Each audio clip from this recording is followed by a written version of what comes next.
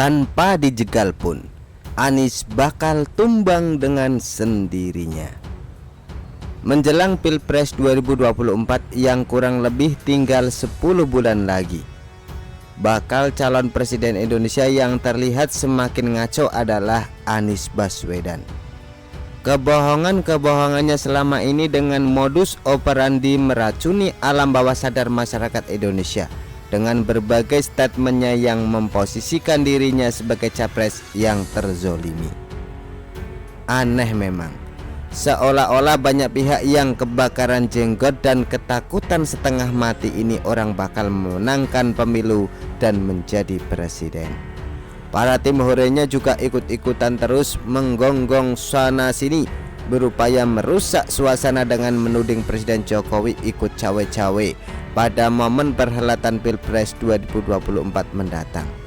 Presiden Jokowi dituding telah keluar dari rambu konstitusi menjadi bargaining power untuk melakukan positioning koalisi siapa yang jadi paslon capres dan cawapres dan siapa yang tidak boleh.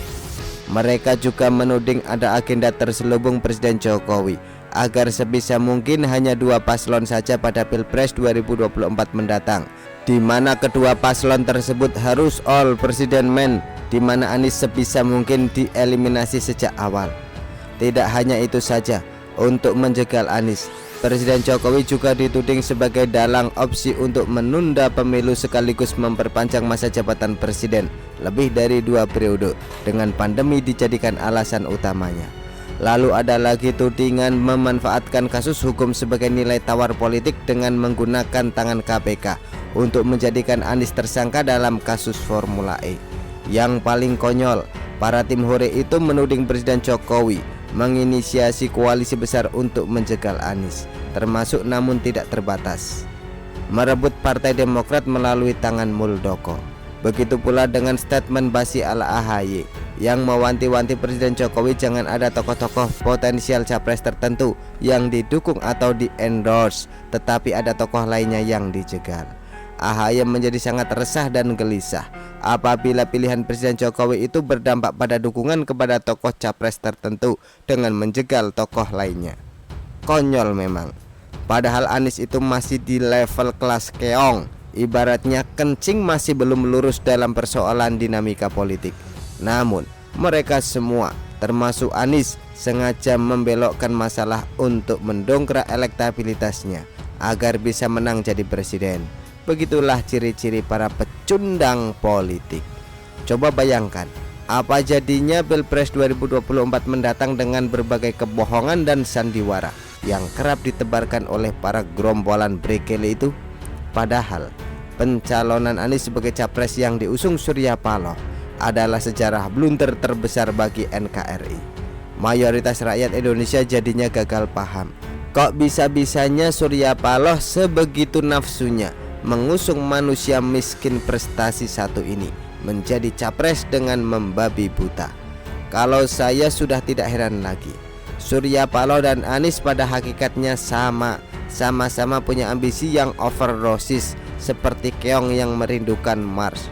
Surya Paloh telah dengan sengaja mengobok-obok dan mengadu domba NKRI dengan mencalonkan capres boneka model poster editan, media RP, dan para buzzer RP berbayar demi kepentingan partai gurem miliknya itu.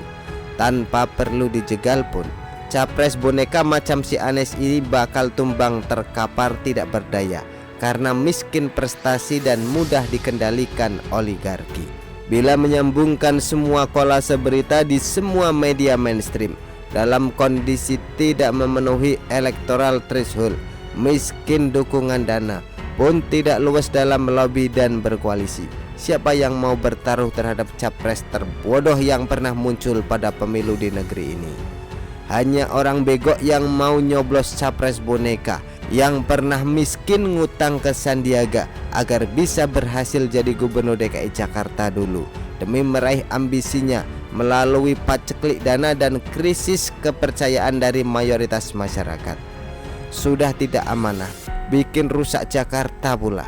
Prestasi Anies yang tidak genap 5 tahun di Jakarta itu ditandai dengan gelar sebagai gubernur terbodoh dalam sejarah NKRI. Gubernur kebanyakan bacot dan kelebihan bayar, termasuk namun tidak terbatas tukang beli seabrek sertifikat gelar kehormatan bagi dirinya. Makanya saya bilang, tanpa dijegal pun Anies bakal tumbang dengan sendirinya. Mayoritas rakyat waras masih bisa menjaga NKRI hasil perjuangan para pahlawan Nusantara agar tidak dirusak oleh badut Yaman ini. Anies yang tidak punya track record kepemimpinan yang kuat dan tidak punya posisi di partai bakal ambruk tanpa perlu pakai acara jegal-menjegal segala. Kenapa demikian? Sebab yang bakal mencoblos Anies pada Pilpres 2024 nanti hanya kadal gurun, para mabok agama, dan para keturunan imigran gelap Yaman yang populasi mereka di negara yang besar ini cuma 0,0 sekian. Begitulah kura-kura.